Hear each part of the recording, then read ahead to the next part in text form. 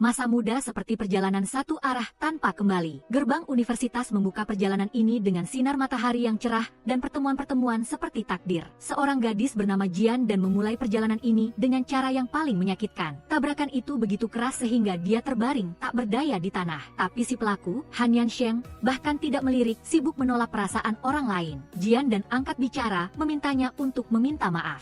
Yansheng mengira dia membantu seorang teman untuk menyatakan perasaannya, jadi dia tidak mau mengakui kesalahannya. Temannya, Tang Tang, memperkenalkan bahwa Yansheng adalah seorang jenius matematika yang pernah menerbitkan esai tentang dugaan bucare di sebuah majalah. Yansheng bertanya pada Tang Tang apa pendapatnya tentang sudut pandangnya, membuatnya terdiam. Jian dan mengatakan bahwa dugaan bucar membuktikan bahwa setiap ruang tertutup dan terhubung secara tunggal memiliki bentuk yang mirip dengan bola 3 dimensi. Itu adalah satu-satunya dari 7 masalah milenium yang telah terpecahkan di dunia. Tepat ketika Yansheng menerima telepon, Lian Fang pergi lebih dulu. Tang Tang menabrak Jian dan tanpa sengaja melemparkan kue ke punggung Yansheng. Dia memperingatkan agar tidak bertemu dengan kedua gadis itu lagi. Saat membereskan barang-barangnya ke asrama, Jian dan berkenalan dengan teman sekamarnya, Mi Fen. Dia suka meramal kartu dan meramalkan bahwa Jian dan baru saja mengalami nasib buruk. Jian dan merasa itu cukup akurat, jadi dia mengundang temannya untuk makan hidangan khas dari kampung halamannya. Tepat saat Tang Tang masuk, dia berbau busuk di mana-mana. Ternyata, dia adalah teman sekamar yang lain. Jian dan menerima pesan dan bergegas ke kolam renang untuk mengambil buku. Di kolam renang, Yansheng bertekad untuk turun ke air. Dia adalah ketua klub renang, tetapi dia memiliki fobia sehingga dia tidak berani melompat. Tepat pada saat itu, Jian dan datang untuk mengambil buku. Yansheng mengenali gadis pembawa sial itu, jadi dia melarang Jian dan menyentuh bukunya. Dia mengambilnya kembali karena dia telah membayarnya secara online. Dalam perebutan, Yansheng terpeleset dan jatuh ke dalam air.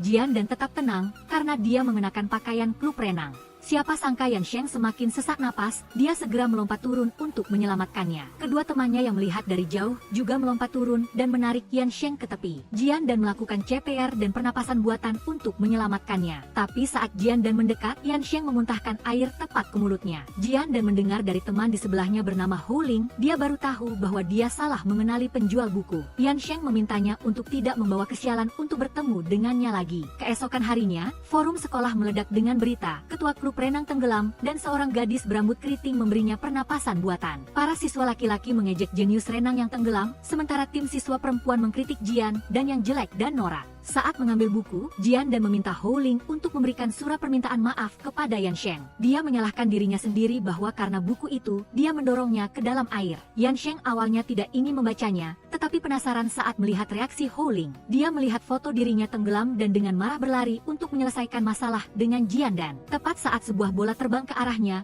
dia dengan sigap menangkapnya. Yansheng mendorong Jian dan ke pagar, menanyakan apa yang ingin dia katakan dalam surat berikutnya. Jian dan menceritakan bahwa dia butuh waktu lama untuk menulisnya. Yansheng kehabisan kata-kata, memutuskan untuk membalas dendam atas penghinaan ini. Pada hari festival klub, Jian dan ingin memilih berenang. Karena dia mendengar bahwa tempat itu memberikan poin pelatihan tertinggi. Dia percaya bahwa setelah Yansheng membaca surat itu, dia tidak akan menggunakan urusan pekerjaan untuk membalas dendam pribadi. Secara kebetulan, Tang Tang juga mendaftar untuk berenang. Senior itu memuji prestasi Tang Tang yang sangat baik, sementara Jian dan belum pernah memenangkan penghargaan renang. Jian dan membaca kriteria klub yang bertujuan untuk menarik lebih banyak orang yang suka belajar berenang. Jika klub hanya menerima orang-orang elit, itu berarti mereka telah menyimpang dari tujuan awal. Yansheng tiba-tiba muncul dan setuju untuk merekrut Jian dan ke dalam klub. Hou Ling juga mengakui bahwa Jian dan pandai berenang dan bahkan pernah menyelamatkan ketua klub yang tenggelam. Yansheng menjadwalkan anggota baru untuk melapor pada pukul 8 malam. Pada latihan pertama, Hou Ling mengumumkan untuk memasangkan satu anggota baru dengan satu anggota lama untuk latihan khusus. Selain itu, ketua akan melatih satu anggota baru secara privat. Yansheng berkeliling dan akhirnya memilih Jian dan. Dia mengira dia mendapat perlakuan istimewa, jadi dia berjanji tidak akan mengecewakan ketua. Tang Tang tidak terima, ingin bersaing dengan Jian dan. Jika dia menang, Jian dan harus menyerahkan tempat pasangannya. Jika dia kalah, dia akan keluar dari klub renang. Berdiri di kejauhan, Hou Ling bertanya-tanya mengapa Yansheng Sheng memilih Jian Dan. Yan Sheng bersumpah dia akan meluruskan rambut keritingnya. Saat pertandingan dimulai, Jian Dan bahkan tidak tahu posisi untuk mengambil napas. Namun, permulaan tidak menentukan seluruh perjalanan. Jian Dan dengan cepat menyusul, lalu tiba-tiba melampaui Tang Tang. Howling memuji ketua yang memiliki mata jeli, memilih bintang yang paling potensial. Setelah sesi latihan selesai, Yan Sheng memanggil Jian Dan untuk tinggal. Dia memulai pelatihan yang keras, membuatnya terengah-engah. Dia tahu dia sengaja menyiksanya, tetapi dia menahan diri untuk mendapatkan poin pelatihan. Kembali ke asrama, Jian Dan kembali dianiaya oleh Tang Tang. Dia mencampurkan sampo dengan pewarna rambut, membuat rambut Jian Dan belang-belang. Dalam perjalanan ke salon rambut, Jian Dan tidak sengaja menabrak Yan Sheng. Dia buru-buru memegang topinya dengan erat agar dia tidak melihatnya. Sampai di kafe, Jian Dan mengganti gaya rambut baru. Kelompok Yan Sheng tidak mengenalinya, bahkan mengira dia gadis lucu. Yan Sheng mengkritik teman-temannya yang memiliki selera buruk, sehingga mereka tidak mengenali Jian Dan. Di lantai 2, Yan Sheng bertanya pada Jian Dan, apakah dia masih punya waktu untuk memotong rambut dan mengejar idola. Dia menyuruhnya untuk datang ke latihan tambahan besok. Saat melewati kantor klub, Jian Dan mendengar Yan Sheng menyebut namanya. Dia mengatakan bahwa dia merekrutnya ke tim renang untuk membayar perbuatannya yang konyol. Jian Dan sangat marah, menyerbu masuk dan mengkritiknya. Yan Sheng mengembalikan surat yang menghinanya. Jian Dan menjelaskan bahwa dia benar-benar menulis surat permintaan maaf. Yan Sheng tidak percaya dan menyuruhnya menjadi asisten pribadinya untuk menebus kesalahannya. Selama 10 hari, dia harus mendengarkan perintahnya dan tidak boleh mengeluh. Jika tidak, dia akan melanjutkan pelatihan khusus. Jian Dan setuju demi beasiswa penuh untuk semester depan. Yan Sheng menyuruhnya untuk segera membeli makan siang setelah latihan. Dia ingin nasi di lantai 1, sup di lantai 2, ayam pedas di lantai 3, telur goreng di lantai 4, dan kepiting kukus di lantai 5. Untuk menghadapi iblis itu, Jian Dan menyewa layanan pengiriman makanan di sekolah. Dia juga perhatian membacakan pernyataan cinta orang lain yang dikirimkan kepadanya. Yan Sheng berniat untuk menyiksa Jian Dan, tidak menyangka harus mendengarkannya melompat sepanjang hari. Sampai di perpustakaan, Yan Sheng berencana untuk memecahkan soal matematika yang diterbitkan di majalah edisi terbaru. Tepat ketika teman baiknya bernama Shizi harus pergi bekerja paruh waktu, Yan Sheng harus melipat buku untuk sementara. Begitu dia pergi, Jian Dan tiba. Dia kebetulan menyukai buku yang sama dengannya dan secara tidak sengaja menemukan masalah matematika yang menarik. Mifen bertanya-tanya, Jian Dan adalah siswa terbaik yang memenangkan beasiswa penuh, apakah dia masih harus rajin berlatih matematika? Jian Dan mengatakan dia sangat menyukai matematika, tetapi dia memilih jurusan psikologi karena dia ingin membantu banyak orang. Tepat pada saat itu, Yan Sheng mengirim pesan, menyuruhnya untuk datang membersihkan lantai 2 klub. Benar saja, dia sengaja mempersulitnya, tetapi Jian Dan menemukan ruang panjat tebing di dalamnya. Di sisi lain, Yan Sheng meminjam kembali buku yang tadi. Dia tidak menyangka masalah matematikanya telah terpecahkan. Shizi menebak tulisan tangannya anggun, pasti seorang gadis seperti Dewi Matematika. Yan Sheng mulai bersemangat menulis masalah matematika yang lebih sulit. Dia berharap gadis itu tidak akan mengecewakannya. Kembali ke klub, Yan Sheng melihat Jian Dan tertidur di tepi kolam renang. Dia membangunkannya, memutuskan untuk melupakan masalah sebelumnya. Menunggu Yan Sheng datang ke kantor klub, Jian Dan menemukan piala yang pecah. Dia memfotonya untuk mencari cara memperbaikinya. Tepat saat Yan Sheng masuk, dia buru-buru mengambil piala itu. Dia ingat ini adalah hadiah kemenangan yang dia dan sahabatnya menangkan. Yan Sheng kehilangan ketenangannya, menyalahkan Jian Dan atas piala yang pecah. Dia menjelaskan bahwa dia hanya memotretnya untuk mencari cara memperbaikinya. Tapi dia tidak percaya dan melempar ponselnya ke tanah. Jian Dan menegaskan bahwa dia tidak memecahkan piala, percaya atau tidak terserah padanya. Howling masuk ke kantor dan menemukan tiket konser. Yan Sheng menebak orang yang memecahkan piala telah meninggalkannya. Dia pergi ke konser untuk melihat siapa pelakunya. Siapa sangka, Jian Dan duduk tepat di sebelahnya. Suara musik yang merdu membuatnya tertidur di bahunya. Yan Sheng terus-menerus mendorong Jian Dan, tetapi tetap tidak bisa menghentikannya. Karena konser berakhir terlambat, Yan Sheng tidak bisa memanggil taksi. Jian Dan beruntung, dia berhasil menyewa mobil listrik terakhir. Dia melihatnya menyedihkan, jadi dia setuju untuk memberinya tumpangan. Tapi kecepatan Jian Dan yang gila membuat Yan Sheng ketakutan. Dia menyuruhnya, lain kali jangan memberinya tiket konser lagi. Dia mengatakan tiket itu diletakkan tepat di sebelah piala yang pecah. Jian Dan mengerti mengapa Tang Tang tiba-tiba mengundangnya untuk menonton konser. Dia membela diri, dia tidak akan membuang uang untuk orang yang narsis seperti Yan Sheng. Dia mengatakan jika dia membencinya, jangan datang ke klub lagi. Kembali ke asrama, Jian dan menuduh Tang Tang yang memecahkan piala Yansheng, lalu memberinya tiket untuk menanggung kesalahan. Selain itu, Tang Tang juga menukar surat permintaan maafnya. Jian dan memperingatkan Tang Tang jika dia masih sengaja membuat masalah, dia tidak akan tinggal diam lagi. Sampai di perpustakaan, Jian dan menerima telepon dari neneknya. Ponselnya rusak, jadi dia menggunakan telepon umum di meja resepsionis. Dia berbohong bahwa studinya sangat bagus, dan dia juga bergabung dengan klub renang. Yansheng mendengar dari jauh, dan juga melihat bahwa ponselnya rusak karena ulahnya. Sampai di Yansheng, Jian dan mengajukan permohonan untuk keluar dari klub. Dia tidak menyetujuinya, menyuruhnya menulis 3.000 kata sampai dia memenuhi persyaratannya. Jian dan menyatakan bahwa dia tidak akan datang ke klub lagi. Yansheng ingat terakhir kali dia menjatuhkan ponselnya,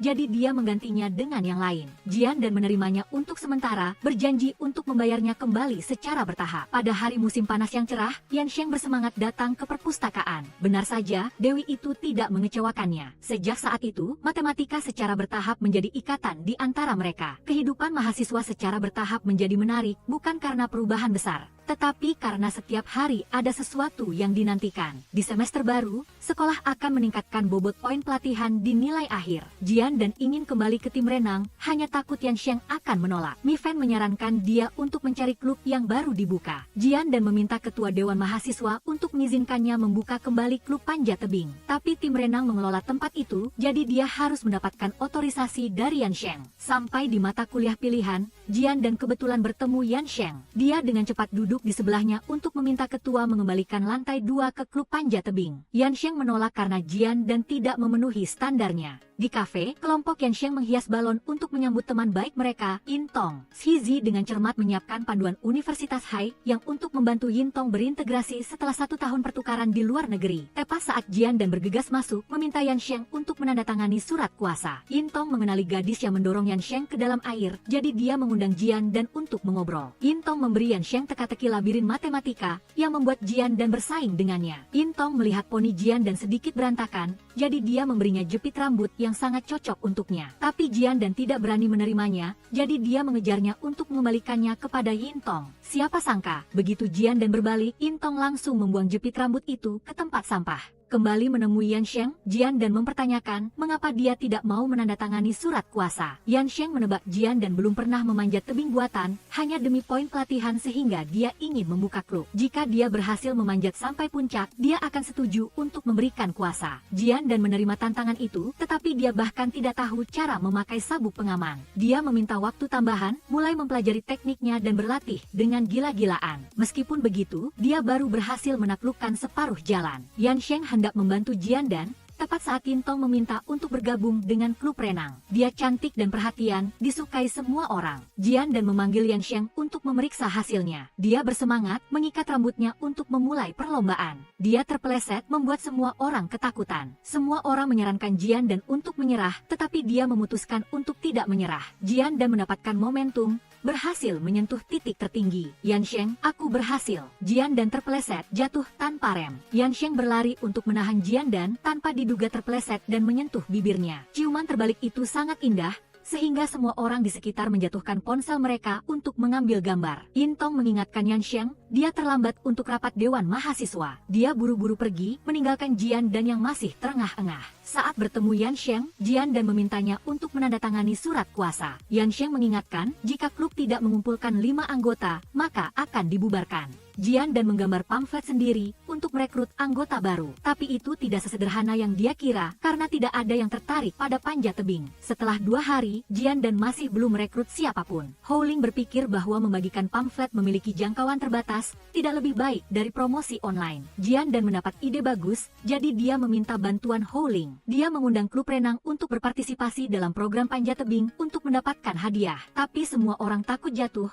hanya Howling yang mengajukan diri. Dia sedikit takut ketinggian, jadi kakinya gemetar saat dia mencapai setengah jalan. Yansheng buru-buru memakai peralatan pelindung untuk menyelamatkan temannya. Dia menyuruh Howling untuk memeganginya erat-erat lalu perlahan-lahan mendarat. Howling meminta maaf karena tidak bisa membantu Jian dan dia meminta bantuan temannya, cepat bantu Jian dan menyelesaikan video promosi. Yansheng mengganti sepatu khusus, memulai perjalanan panjat tebing. Tangannya memegang setiap titik tumpu dengan kuat, stabil seolah-olah tidak ada yang bisa menggoyahkannya. Dia dengan cepat mendapatkan hadiah, diiringi decak kagum semua orang. Siapa sangka, hadiahnya adalah kartu anggota seumur hidup. Setelah memposting iklan di forum, banyak siswa datang untuk mendaftar klub panjat tebing. Jian dan datang untuk berterima kasih kepada Houling yang telah memberinya ide bagus. Yansheng mengkritiknya karena tidak bisa memikirkan cara merekrut anggota. Lalu bagaimana bisa dia memperbarui klub? Houling bertanya pada Yansheng mengapa dia diam-diam memberi Jian dan ide untuk promosi online, tetapi masih mencoba membuatnya kesal. Di kelas matematika terapan, Profesor Wang meminta siswa untuk membentuk kelompok secara bebas. Setiap orang menulis nama orang yang paling tidak ingin mereka ajak bekerja sama, lalu menyerahkannya kepada profesor. Benar saja, Yansheng menulis nama Jian dan dia juga benci berada dalam kelompok yang sama dengannya. Profesor Wang ingin siswa berlatih dalam kesulitan, jadi dia membagi kelompok menjadi pasangan yang saling membenci. Jian dan mendapatkan topik untuk mensurvei pandangan cinta siswa. Mereka harus mengumpulkan data dengan margin kesalahan kurang dari 0,1. Selain itu, mereka harus merekam proses survei untuk menghindari kecurangan.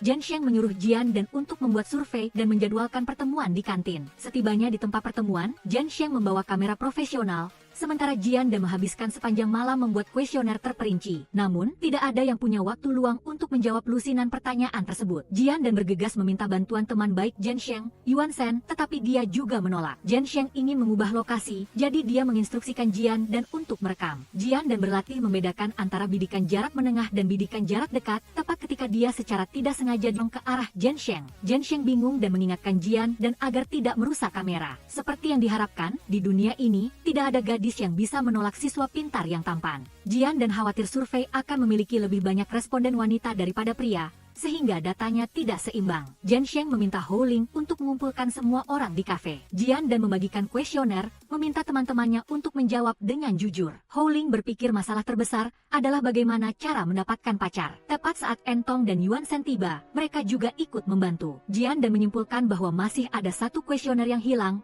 jadi dia meminta Yansheng untuk menjawabnya. Yansheng memilih cinta platonis, di mana mereka bisa saling memahami hanya dengan saling menatap. Houling berpikir bahwa selain ibu Yansheng, hanya Entong yang paling memahaminya. Yansheng menambahkan bahwa wanita itu harus pandai matematika dan suka berenang. Houling mengarahkan kamera ke Jian dan karena hanya dia yang bisa memenuhi standar ketat itu. Setelah kembali ke asrama, Houling memergoki Yansheng memutar ulang adegan di mana Jian dan menabrak punggungnya. Di sisi lain, Jian dan juga tertegun saat melihat momen itu. Tang Tang melihatnya dan semakin iri pada Jian dan dia diam-diam membaca pesan Yansheng yang mengingatkan Jian dan untuk memperbaiki data, lalu menghapusnya. Saat presentasi, Yansheng melihat data yang belum diperbaiki dan buru-buru mencabut USB. Dia mengatakan bahwa semua konten ada di kepalanya, jadi dia meminta izin untuk presentasi secara lisan. Meskipun presentasi Yansheng sangat bagus, Profesor Wang hanya memberinya nilai C. Karena tugas kelompok mengharuskan presentasi digabungkan dengan PowerPoint. Saat Yansheng mencabut USB, itu berarti dia meniadakan Jian dan. Setelah kelas selesai, Jian dan meminta Yansheng untuk menjelaskan. Dia bertanya, mengapa kau belum memperbaiki datanya? Jika aku tidak mematikan PowerPoint, mungkin kita bahkan tidak akan mendapatkan nilai C. Kembali ke asrama, Jian dan mengeluh bahwa dia kehilangan beasiswa penuhnya dan harus mencari uang sendiri untuk biaya kuliah semester depan. Jika tidak, dia akan terpaksa putus sekolah. Tang Tang merasa sedikit bersalah, tidak menyadari bahwa dia telah menyebabkan kesalahan serius seperti itu. Di kafe, Jian dan meminta pekerjaan paruh waktu. Sezi mengatakan kafe itu tidak kekurangan orang, tetapi Yansheng sedang merekrut staf untuk klub renang. Entong berpikir bahwa gaji dari sekolah terlalu rendah, jadi dia merekomendasikan pekerjaan lain untuk Jian dan. Kebetulan, klub cosplay Mifen menyewa tempat untuk mengadakan acara di kafe tempat Jian dan bekerja. Yansheng juga diundang, tetapi dia tidak mengenali Jian dan yang mengenakan topeng rubah. Dia sengaja menaruh mustard ke dalam cangkir air Yansheng tepat ketika rekan kerjanya ingat untuk mengambil air untuk pelanggan. Dia kembali dan terkejut melihat ada beberapa cangkir air yang terlihat persis sama. Bos memergokinya dan Jian dan meminum air pelanggan secara bergantian. Jika dia terus membuat masalah, dia harus berhenti dari pekerjaannya. Dalam acara ini, Mifen mengundang legenda dunia cosplay, yang juga idolanya, yang bernama Luo Shui Dianxia. Dia mendengar suara perkelahian dan bergegas masuk untuk mengusir fotografer. Mifen merasa suara idolanya agak familiar, tetapi dia menegaskan bahwa mereka belum pernah bertemu. Mifen menyadari bahwa tas itu mirip dengan milik Yuan Shen dan mencoba memanggil namanya. Siapa sangka, Luo Shui Dianxia adalah Yuan Shen. Dia melepas topengnya menyimpannya dan meminta Mi Fan untuk merahasiakannya. Di sisi lain, Jen Sheng menemukan Jian dan bekerja sebagai pelayan bar. Dia bertanya apakah Jian dan sangat kekurangan uang sampai harus memakai rok pendek untuk menyenangkan pelanggan. Tepat pada saat itu, seorang pelanggan muntah karena meminum air yang dicampur mustar. Pesta pun dimulai, dan Luos Hui Dianxia muncul di tengah sorakan semua orang. Dia seperti dewa di dunia cosplay. Mengejar Jian dan, Jen Sheng menerima cangkir air yang dicampur mustard yang seharusnya untuknya. Dia berpikir bahwa kehilangan pekerjaan seperti ini tidak akan disesali. Jian dan berharap Jen Sheng bisa menjauh darinya. Pada kelas matematika terapan, Profesor Hua mengumumkan bahwa majalah matematika mulai mengumpulkan esai mahasiswa. Jika terpilih untuk diterbitkan, mahasiswa akan mendapatkan poin tambahan untuk nilai akhir. Jian dan sangat gembira karena masih ada kesempatan untuk mendapatkan beasiswa penuh. Saat bertemu Jen Sheng, Hou Ling mengatakan bahwa Jian dan kehilangan beasiswa penuhnya karena mendapatkan nilai C di mata kuliah pilihan. Dia harus bekerja paruh waktu agar bisa membayar biaya kuliah semester depan. Hou Ling berharap Jen Sheng akan membantunya menulis esai untuk majalah. Di perpustakaan, Jen Sheng telah merangkum tips penulisan esai untuk Jian dan. Dia menjadwalkan pertemuan di kafe setiap hari pukul 5 sore untuk memberikan bimbingan. Dia mengakui kesalahannya karena tidak melakukannya sendiri, melainkan hanya mengirim pesan untuk mengingatkan Jian dan agar memperbaiki datanya. Jian dan mengoreksi, dia tidak menerima pesan apapun. Jen Sheng masih menyimpan riwayat WeChat dan menduga seseorang telah menghapus pesan di ponsel Jian dan. Setibanya di kafe, Jian dan menawarkan minuman kepada Jen Sheng. Dia mendesak Jian dan untuk membuka materi, merujuk ide di halaman pertama, misalnya, memilih topik klasik di halaman ke-10. Saat itu, Jen Sheng mengingatkannya untuk tidak membuang waktu dan fokus mendengarkannya. Setelah semalaman meneliti topik, Jian dan tertidur di kafe. Jen Sheng tanpa sadar mengusap sehelai rambut dari pipi Jian dan, lalu buru-buru menarik tangannya. Dia membangunkannya dan bertanya apakah esainya sudah selesai. Dia memeriksanya sekilas dan setuju untuk mengirimkannya ke majalah. Saat Jen Sheng keluar, Jian dan menyeka ponselnya. Dia menemukan bahwa ini tidak terlihat seperti ponsel lama Jen Sheng. Tepat saat Sezi lewat, dia memuji Jian dan karena berhasil membeli model terbaru. Jen Sheng masuk dan menyadari bahwa Jian dan sudah tahu dia telah membeli ponsel baru. Jian dan memberikan semua uang hasil kerja paruh waktunya kepada Jen Sheng, berjanji akan melunasi sisanya setelah mengumpulkan cukup uang. Setelah menemukan soal matematika yang bagus, Jen Sheng kembali memasukkannya ke dalam buku yang sudah dikenalnya. Jian dan meninggalkan catatan, memintanya untuk merujuk pada buku teori angka oleh penulis yang diterbitkan pada tahun 2002. Namun, dia mencari di seluruh perpustakaan dan tidak menemukan buku itu. Jen Sheng memutuskan untuk meminjamnya dari sang dewi, menjadwalkan pertemuan dengannya di rak buku pada jam 7 malam ini. Saat hendak bertemu teman pena mereka, Jian dan Jen Sheng sama-sama merasa gugup. Tepat pada saat itu, Jen Sheng menerima telepon dari Jian dan. Seorang pria memberitahu bahwa pemiliknya lupa ponselnya di toko pizza. Jika Jen Sheng tidak datang dalam 20 menit, dia akan membawanya pergi. Jen Sheng terpaksa membatalkan janji dengan sang dewi untuk mengambil ponsel Jian dan. Mengetahui bahwa Jen Sheng akan bertemu teman penanya, Entong juga pergi ke perpustakaan. Dia melihat Jian dan sedang memegang buku matematika Yunani, menunggu seorang teman. Entong tidak menyangka Jian dan adalah dewi di hati Jen Sheng. Sesampainya di toko pizza, Jen Sheng meminta kembali ponselnya. Pria itu menganggap Jen Sheng tidak mirip dengan pacar pemilik ponsel sebelumnya. Jen Sheng menyadari bahwa Jian dan tidak memasang kata sandi. Dia melihat nomor telepon dengan 3 hati dan bertanya-tanya apakah dia benar-benar punya pacar. Di sisi lain, Jian dan tidak bisa menunggu teman penanya. Dia menyelipkan nomor telepon di dalam buku, tetapi Entong diam-diam mencurinya. Dia juga merekomendasikan buku ini kepada seorang teman dari jurusan matematika, menyarankannya untuk mempelajarinya dengan cermat. Kembali ke perpustakaan, Jen Sheng bertabrakan dengan Jian dan. Dia bertanya, apakah kau baru saja berkencan? Sudah berapa lama kalian saling mengenal? Jian dan mengatakan mereka sudah saling mengenal selama beberapa waktu, tetapi baru bertemu hari ini. Jen Sheng berpendapat bahwa kau tahu wajahnya, tetapi tidak hatinya. Dia menyarankan agar Jian dan berhati-hati agar tidak ditipu. Jian dan mengatakan bahwa dia hanya berbagi kesenangan belajar dengannya. Lagi pula, dengan siapa dia berteman, itu tidak ada hubungannya dengan Jen Sheng. Jen Sheng mengoreksi, dia takut Jian dan akan impulsif dan melupakan ponselnya di toko lagi. Tepat pada saat itu, nomor telepon dengan 3 hati menelepon. Jen Sheng melihat Jian dan dengan gembira menerima telepon dan mengira dia benar-benar sedang jatuh cinta. Kembali ke asrama, Jian dan baru tahu Jen Sheng memasang kata sandi di ponselnya. Dia tidak bisa menebaknya dan menyalahkan Mi Fan karena lupa ponselnya di toko. Ternyata ponsel Mi Fan kehabisan baterai, jadi dia meminjam ponsel Jian dan untuk menghubungi Luos Hui Dianxia. Jian dan mendengar Jen Sheng mengatakan bahwa kata sandi itu adalah Chun Sumi. Dia mencoba memasukkan tanggal pertama kali dia bertemu Jen Sheng, dan ternyata ponsel itu terbuka. Saat Zhensheng kembali, semua orang penasaran dengan penampilan sang dewi. Zhensheng mengatakan dia sibuk mengambil ponsel Jiandan, jadi dia membatalkan janjinya dengannya. Houling tidak menyangka bahwa di hati Zhensheng,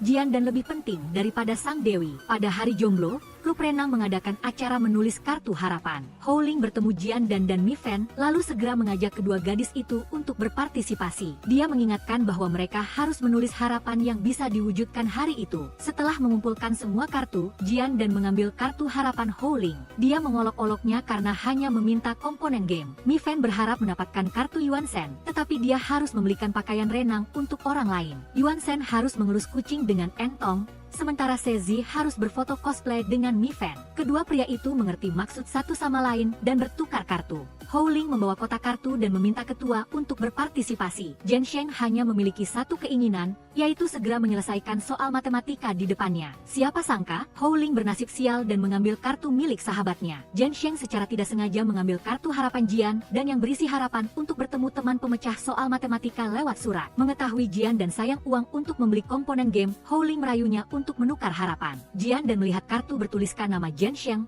lebih memilih untuk mengeluarkan uang untuk Houling. Houling memohon bantuannya karena tidak ingin kehilangan muka di depan anggota klub. Sesampainya di perpustakaan, Zhensheng melihat Jian dan sedang memecahkan soal matematikanya. Dia berpikir bahwa pola pikir biasa tidak akan bisa memecahkan teka-teki ini. Dia mengeluh bahwa Zhensheng aneh, berharap bisa memecahkan soal di hari yang spesial. Saat Jian dan pergi mengambil air, Zhensheng menemukan bahwa dia sedang membaca buku teori angka yang diterbitkan pada tahun 2002. Dia yakin Jian dan adalah teman penanya. Tepat pada saat itu, nomor telepon dengan 3 hati menelepon, dan Zhensheng terpaksa menjawab telepon untuk Jiandan. Dia mengira itu pacar Jiandan, tetapi ternyata itu adalah neneknya. Dia merasa canggung dan buru-buru memberikan teleponnya kepada Jiandan. Jiandan menyalahkan Zhensheng karena dengan seenaknya menjawab teleponnya, khawatir neneknya salah paham kalau dia punya pacar. Zhensheng ingat tadi malam, Jiandan membual bahwa dia pergi berkencan. Jiandan mengoreksi, dia hanya bertemu dengan teman pena. Zhensheng senang dalam hati dan menyalahkan Jiandan karena tidak menjelaskan lebih awal. Di sisi lain, Yuan Shen mengantar Mi Fan ke studio foto. Dia membantunya mewujudkan keinginannya, berfoto cosplay dengan Luo Shui Dianxia. Dia bertransformasi menjadi dewa yang dingin kepada seluruh dunia, tetapi sangat memanjakan istrinya. Pada kelas matematika terapan, Profesor Wang mengumumkan bahwa majalah memilih untuk menerbitkan esai Jiandan. Jiandan sangat gembira dan berterima kasih kepada Zhensheng atas bantuannya. Jiandan mengajak Zhensheng makan malam dan untuk pertama kalinya mengenakan gaun. Zhensheng terpesona melihatnya dan jantungnya berdebar kencang. Dia beralasan bahwa dia kebetulan lewat, jadi dia menjemputnya. Jiandan hendak menyewa sepeda listrik umum, tetapi dia lupa bahwa dia sedang mengenakan gaun. Dia terpaksa memanggil taksi berbagi untuk menghemat biaya dan meminta Zhensheng duduk di samping seorang senior yang terlihat seperti preman. Sesampainya di restoran prasmanan seafood, Jiandan mengambil makanan 2 kali lebih banyak dari Zhensheng. Zhensheng bertanya, bagaimana menurutmu tentang teman penamu? Jiandan berkomentar bahwa dia pintar, tetapi kepribadiannya buruk. Dia tidak menepati janji dan menghilang begitu saja. Mengetahui makanannya tidak murah, Zhensheng diam-diam keluar untuk membayar. Namun, resepsionis memberitahu bahwa Jiandan memenangkan undian makan gratis. Zhensheng sengaja memesan sebotol sampanye paling mahal di restoran. Jiandan beralasan alergi alkohol dan hanya bisa minum bir. Staf memberitahu bahwa restoran tersebut memiliki bir hitam impor dari Jerman. Jiandan berpikir bir akan membuat perutnya kembung, tetapi Zhensheng sudah membuka sampanye. Dia mendengar harga sebotol minuman itu lebih dari 600 yuan dan langsung meminumnya agar tidak sia-sia. Jiandan keluar untuk membayar, tetapi Zhensheng sudah membayarnya terlebih dahulu. Dia menyalahkannya karena berterima kasih dengan mentraktirnya makan gratis. Jiandan berpendapat bahwa ketulusan tidak dapat diukur dengan uang. Dia berjanji akan memenuhi satu permintaan Zhensheng. Zhensheng meminta Jiandan untuk membantu klub menyambut pengunjung sekolah. Tepat pada saat itu, seorang staf meminta Zhensheng untuk menjawab survei. Jiandan melihat sepasang sepatu hiking yang indah, tetapi dia tidak punya cukup uang untuk membelinya. Selama tur sekolah, Jiandan harus menyambut sekelompok siswa sekolah dasar. Dia melihat mereka berjalan berbaris, tidak nakal seperti yang orang katakan. Tetapi hanya 5 menit kemudian, dia sudah kehabisan napas. Akhirnya selesai, tetapi ada satu orang yang hilang bernama Wu Jiang. Jiandan buru-buru pergi mencarinya. Ternyata, Wu Jiang sedang sibuk memotret semut kecil. Gadis kecil itu melihat mereka dengan rajin membawa remah-remah roti, tetapi mereka tidak sengaja terinjak. Tepat saat Zhensheng datang, Wu Jiang sudah tidak terlihat. Dia mendengar gadis kecil itu meminta bantuan, tetapi dia tidak berani masuk ke air. Karena saat menyelamatkannya, seorang teman dekatnya telah pergi selamanya. Jiandan berhasil menyelamatkan gadis kecil itu, lalu menyerahkannya kepada guru. dahulunya. Zhensheng melihat Jian dan yang pergelangan kakinya terkilir tetapi masih mencoba berjalan, lalu menggendongnya ke ruang medis. Dokter menyuruh Jian dan untuk tidak menginjakan kaki di tanah selama seminggu. Zhensheng buru-buru mencari sepeda untuk mengantar Jian dan kembali ke asrama. Dia duduk di belakang, memegang erat ujung jaketnya. Dia tidak menoleh ke belakang, tetapi sudut bibirnya melengkung tanpa sadar. Karena tidak bisa masuk ke asrama wanita, Zhensheng terpaksa meminta anggota klub untuk membawakan makan siang untuk Jian Dan. Jian Dan melihat nampan nasi yang penuh dengan sayuran, tepat ketika Zhensheng menelepon dan memberitahu bahwa dia telah memilih hidangan sesuai dengan standar nutrisi. Jian Dan dengan santai menjatuhkan tutup kotak makan, tetapi Zhensheng takut dia akan jatuh. Dia menyuruhnya untuk membuka video, jika tidak dia akan menerobos masuk ke asrama untuk menyelamatkannya. Dia mengolok-olok Jian dan yang mengenakan baju anak-anak dan asramanya yang berantakan. Tepat pada saat itu, Mi Fan masuk dan meminta Zhensheng untuk bertanggung jawab. Pagi-pagi sekali, Zhensheng sudah datang untuk mengantar Jian dan ke sekolah. Dia menunggunya sampai kelas selesai, lalu membawanya ke klub. Dia menggantikannya untuk melatih, membuat semua anggota bersemangat. Dia membawa semua orang ke pantai untuk meningkatkan kekuatan fisik mereka. Jian dan melihat semua orang kehabisan napas, jadi dia segera meminta Zhensheng untuk melatih mereka selangkah demi selangkah. Kembali ke kantor klub, Zhensheng bertemu Entong yang meminjam komputer. Dia mendengar Zhensheng akan menjemput Jian Dan lagi, lalu dia menumpahkan air ke keyboard. Zhensheng mendengar Entong belum menyelesaikan esainya, jadi dia memutuskan untuk membantunya memperbaiki komputer terlebih dahulu. Dia mengirim pesan bahwa dia ada urusan mendesak dan menyuruh Jian Dan untuk pulang dengan hati-hati. Saat menunggu komputer diperbaiki, Entong menawarkan kue kepada Zhensheng. Dia sengaja mengambil foto dengan Zhensheng di belakangnya untuk diunggah ke media sosial. Seperti yang diduga, Jian Dan melihatnya dan mengira Zhensheng sibuk berkencan dengan Entong. Keesokan harinya, Jian Dan tidak lagi membutuhkan Zhensheng untuk menjemput dan mengantarnya. Dia merasa Zhensheng sangat sibuk dan kakinya juga sudah sembuh. Akhirnya, perban kaki Jian Dan dilepas. Mi Fan menyalahkan Zhensheng karena mengatakan akan bertanggung jawab, tetapi malah absen pada saat yang paling penting. Jian Dan tidak ingin merepotkan Zhensheng, tetapi dia tidak tahu, Zhensheng diam-diam mengintip dari balik kaca. Sesampainya di perpustakaan, Zhensheng meminjam kembali buku matematika Yunani. Dia menyelipkan surat permintaan maaf, menjadwalkan pertemuan lagi dengan sang dewi. Dia menyimpan buku itu dengan hati-hati, berharap buku itu akan sampai ke tangan Jian Dan. Jian Dan melihat nomor telepon yang terasa familiar, kebetulan Mi Fan menumpahkan kopi di kertas itu. Jian Dan memutuskan untuk meninggalkan nomor teleponnya, berharap dia akan menghubunginya. Sesampainya di perpustakaan untuk belajar kelompok, Howling bertemu Jian Dan yang juga sedang belajar untuk ujian. Dia mengajak kedua gadis itu untuk belajar bersama kelompoknya. Zhensheng mendesak agar tidak ada yang tertinggal dalam ujian tengah semester. Zhensheng diam-diam melirik Jian Dan, tetapi dia menghindari tatapannya. Seluruh kelompok belajar hingga larut malam. Entong meminta Zhensheng untuk mengajarinya, membuat Sezi merasa kecewa. Zhensheng mengajak Jian Dan untuk membeli kopi bersamanya. Sezi tahu Entong sedang sedih, jadi dia membuatkan mainan untuk menghiburnya. Sebelum membeli kopi, Zhensheng meminta Jian Dan untuk mencari buku tentang ahli matematika wanita. Dia dengan antusias merekomendasikan biografi Hipatia, ahli matematika wanita pertama di dunia. Dia mengatakan bahwa dia telah bertemu seorang teman melalui buku ini. Tepat pada saat itu, badai petir datang, menyebabkan listrik di perpustakaan padam.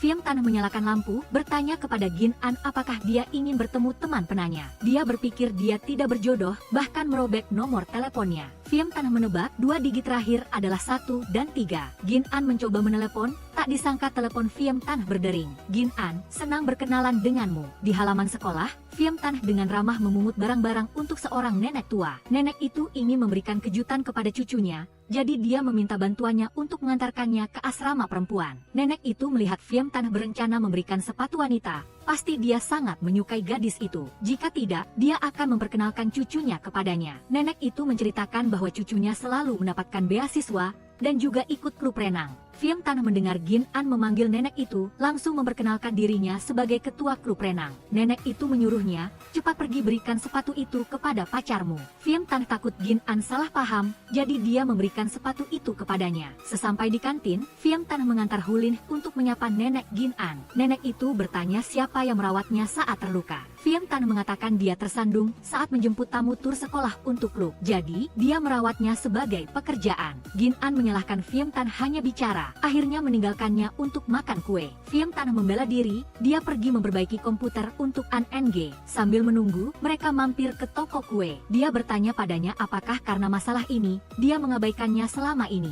Nenek buru-buru mengalihkan pembicaraan, meminta Hulin mengambil foto kenang-kenangan. Mengantar semua orang kembali ke asrama perempuan, Phiem Tan melihat nenek Gin An tidak sehat. Dia tiba-tiba teringat kertas yang nenek itu jatuhkan di halaman sekolah, mencatat diagnosis penyakit gagal jantung kronis. Dia mengejar dan memberikan sedikit hadiah, lalu meminta untuk berbicara pribadi dengan nenek itu. Dia mengatakan telah membaca hasil pemeriksaan penyakit, mengingatkan nenek itu untuk minum obat tepat waktu. Nenek itu meminta Phiem Tan merahasiakannya, agar Gin An bisa belajar dengan tenang. Tepat saat itu, kepala desa datang menjemput nenek itu pulang kampung. Gin An bertanya apa yang dibicarakan Phiem Tan dengan neneknya. Dia bercerita neneknya ingin dia menjadi menantunya untuk mengurusnya. Bertemu dengan Gin An Eng curhat tentang perasaannya. Dia bercerita, Phiem Tan mengatakan menyukainya. Dia juga menyukainya, tapi agak canggung karena sudah berteman lama. Eng berharap Gin An akan memberikan restu untuknya dan Phiem Tan. Akhirnya, ujian tengah semester pun selesai. Hulin memanggil Gin An untuk merayakan, tapi dia buru-buru menarik MPHN dan kabur. Eng bertemu Phiem Tan sendirian, memintanya menemaninya membeli baju untuk THT. Dia merobek kancing baju THT, jadi dia ingin membeli baju baru untuk menggantinya. Tak disangka, Phiem Tan membawa THT lalu mundur. Secara kebetulan, Gin An juga datang ke pusat perbelanjaan. Dia melihat Eng membeli baju untuk THT dan tidak menyangkal saat karyawan menganggap mereka sebagai pasangan. Gin An kembali ke sekolah, melihat Phiem Tan menyeka air mata. Dia menebak dia patah hati, jadi dia masuk untuk menghiburnya. Ternyata dia makan nasi campur mustar, jadi air matanya mengalir. Dia bertanya kepadanya, bukankah dia patah hati karena Eng? Phiem Tan menegaskan, dia belum pernah punya pacar. Selain itu, dia hanya menganggap Eng sebagai teman. Kembali ke asrama, Gin An menceritakan semuanya kepada sahabatnya. MPHN menebak Eng cemburu, baru membuat cerita bahwa Phiem Tan menyukainya. MPHN meminta Gin An memikirkan cara agar dia bisa menyatakan cinta kepada LCTHY Inha di kafe. Gin An memesan tempat untuk menyatakan cinta pada Sabtu malam. Dia mengatakan dia sekamar dengan THT untuk meminta diskon. Pemilik kafe langsung menyuruh THT menyiapkan acara pernyataan cinta untuk Gin An. Kembali untuk menyampaikan kabar baik, THT mengatakan Gin An memesan tempat di kafe untuk menyatakan cinta kepada teman sekamarnya. Phiem Tan merasa percaya diri karena bukan hanya dia yang menyukainya, tapi di dalam hatinya, dia menanti-nanti dengan gugup. Di lapangan olahraga, Gin An membuka lapak untuk membantu MPHN mengumpulkan uang sewa tempat untuk menyatakan cinta. Hulin datang untuk membeli dan diberi tambahan sekotak celana dalam pria. Dia merasa ukurannya tidak pas, jadi dia memberikannya kepada Phiem Tan.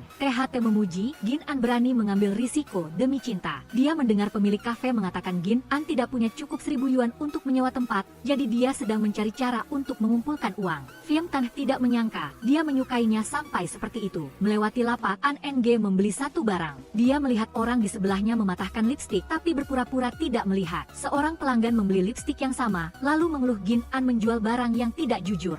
Tepat saat kepala sekolah datang, bertanya siapa yang berani berjualan di halaman sekolah. Gin An harus mengembalikan uang kepada pelanggan, dan semua barang dagangannya disita. Phiem Tan muncul sebagai penyelamat, memperkenalkan pekerjaan dengan gaji tinggi, yaitu membersihkan kolam renang sebelum besok pagi, akan dibayar 1.000 yuan. Akhirnya, MPHN punya cukup uang untuk menyewa tempat. THT diam-diam memotret Gin An yang sedang menyiapkan acara pernyataan cinta, untuk dikirimkan kepada Phiem Tan. Tidak sabar untuk sampai di kafe, Phiem Tan bertanya kepada Gin An, apakah dia datang terlalu cepat. Dia meminta bantuannya, membantunya menggantungkan bangau kertas. Phiem Tan mengira Gin An menulis kata-kata pernyataan cinta di dalam bangau kertas, jadi dia membukanya untuk melihatnya terlebih dahulu. Dia memarahinya karena merusak pekerjaannya dan mengusirnya ke tempat lain. Phiem Tan penasaran mencoba menekan remote di atas meja, tak disangka balon-balon itu terbang ke langit. Dia memujinya karena niat baiknya, jadi dia langsung setuju. Tepat saat MPHN berteriak panik, Phiem Tan akan datang. Phiem Tan melihat ke layar, baru tahu pesta ini bukan untuknya. Setelah Phiem Tan datang, MPHN dengan malu-malu menyatakan cintanya. Dia sangat mengagumi LCTHY Inha dan juga sangat menyukainya di kehidupan nyata. Phiem Tan, apakah kamu bersedia menjadi pacarku? Phiem Tan belum sempat setuju, dia menemukan ada yang memotret secara diam-diam. Acara pernyataan cinta yang romantis tiba-tiba berubah menjadi pengejaran. Setelah itu, forum sekolah meledak dengan berita Phiem Tan adalah LCTHY Inha. Mereka bahkan membandingkan pernyataan cinta MPHN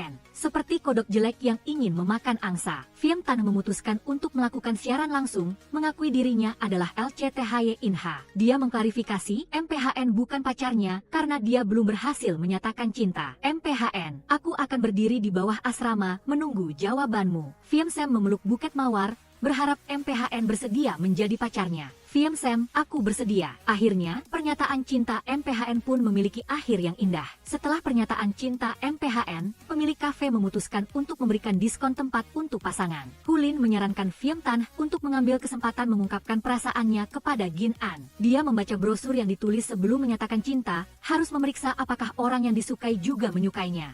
Misalnya ketika aku menelepon, dia akan langsung mengangkatnya. Film Tan menerapkannya, memanggil Gin An ke kantor untuk bertemu dengannya. Dia melihat dia memakai gaun yang berbeda dari biasanya, dan diam-diam merasa senang. Film Tan memberikan Gin An sekotak ayam goreng, untuk terus mengamati reaksinya. Kebetulan Gin An baru saja kenyang makan ayam goreng MPHN, tapi Film Tan mengira dia menjaga citranya di depannya. Gin An ingat MPHN bilang lapar, jadi dia meminta izin untuk membawanya pulang untuk dimakan bersama temannya. Film Tan melihat dia lupa ponselnya, buru-buru mengejarnya. Baru saja meminjam gaun sementara dari MPHN, Film Tan kecewa, mengembalikan ponsel kepada Gin An. Tepat saat sebuah bola terbang ke arahnya, dia buru-buru menahannya untuknya. Film Tan ingat rahasia cinta ada tertulis. Orang yang menyukaimu akan menganggapmu lebih penting daripada diri mereka sendiri. Dia mendapatkan kembali kepercayaan dirinya, mencari di internet tentang hadiah untuk anak perempuan. Saat bertemu Gin An NG mengeluh, Film Tan tidak mendaftar untuk lomba renang tingkat kota. Dia pernah menjadi atlet renang yang hebat, tapi sekarang menolak semua kompetisi. Gin An bertanya-tanya, apa yang sebenarnya terjadi pada Film Tan. NG ingat hari itu ombak sangat besar, tapi Film Tan bersikeras untuk berenang. Dia menyelamatkannya dari tenggelam, tapi kecelakaan itu terus menghantui Film Tan. NG tahu Gin An belajar psikologi, pasti ada cara untuk membujuknya. Dia telah mengumpulkan momen-momen Film Tan memenangkan penghargaan, meminta Gin An untuk menunjukkannya kepadanya. Saat melewati kolam renang,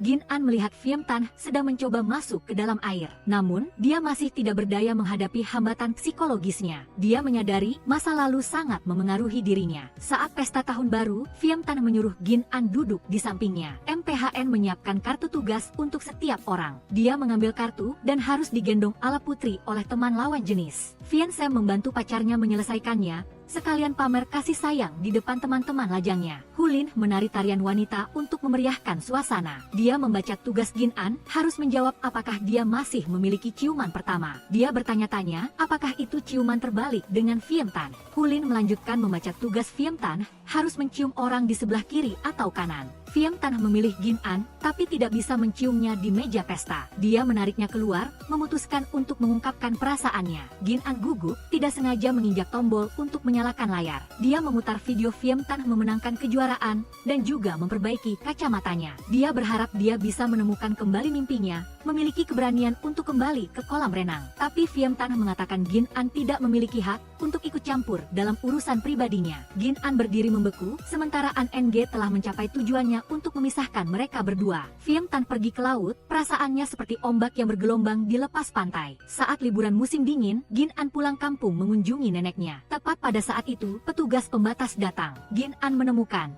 Film Tan mengirim obat jantung untuk neneknya. Dia khawatir apa yang sebenarnya terjadi pada neneknya. Neneknya mengatakan dia menderita gagal jantung kronis, tetapi dengan minum obat secara teratur akan terkontrol. Namun biayanya tidak murah. Dia menyembunyikan air matanya, lalu meminta izin kepada neneknya untuk ikut kegiatan sosial demi mendapatkan subsidi. Karena Gin An tidak mendaftar untuk tinggal selama liburan musim dingin, dia tidak diizinkan masuk ke asrama. Ternyata dia datang lebih awal ke sekolah, agar bisa bekerja paruh waktu untuk mendapatkan uang. THT kebetulan lewat, berencana mengantar Gin An pulang. Dia berkata, dia menyewa losmen sederhana di dekat sini. Tepat pada saat itu, mobil THT tidak mau menyala. Gin An meminjam baterai cadangan yang disimpan, untuk membantu THT memperbaikinya. Dia menyuruhnya ikut dengannya, karena takut mobilnya akan mogok lagi di tengah jalan. Sesampai di bengkel, Gin An melihat pemilik bengkel sedang mencari pekerja, dan juga menawarkan tempat tinggal gratis. Dia melamar pekerjaan, meskipun bengkel itu hanya punya karyawan laki-laki. Di kafe, THT meminta bantuan Film Tan, besok ambilkan mobil untuk pemiliknya. Film Tan datang ke bengkel, terkejut melihat Gin An keluar. Dia melihat sekelilingnya penuh dengan karyawan laki-laki, menyuruhnya memberitahunya jika dia kekurangan uang. Gin An menolak, ingin mencari uang sendiri. Film Tan tidak berkata apa-apa lagi, langsung mengendarai mobil keluar dari bengkel. Saat bertemu dengan THT, Film Tan bertanya kepada sahabatnya, apakah dia tahu Gin An bekerja di bengkel. THT menceritakan, dia bertemu dengannya saat membagikan selebaran di jalan raya. Dia sepertinya sangat kekurangan uang, menerima tawaran tinggal gratis di asrama bengkel. Mencari Gin An, Phiem Tan ingin membuat kontrak dengannya. Dia mengatakan dia akan pergi ke luar negeri, membutuhkan seseorang untuk membersihkan secara berkala. Gin An menolak, tapi Phiem Tan berharap dia memikirkannya lagi. Ternyata, dia menyewarekan kerjanya untuk melakukan hal itu. Pindah ke rumah bibi Phiem Tan, Gin An memberinya sedikit makanan khas kampung halaman. Dia berterima kasih kepadanya karena sering mengirim obat untuk neneknya. Phiem Tan mendengar cara memasak dagingnya terlalu rumit,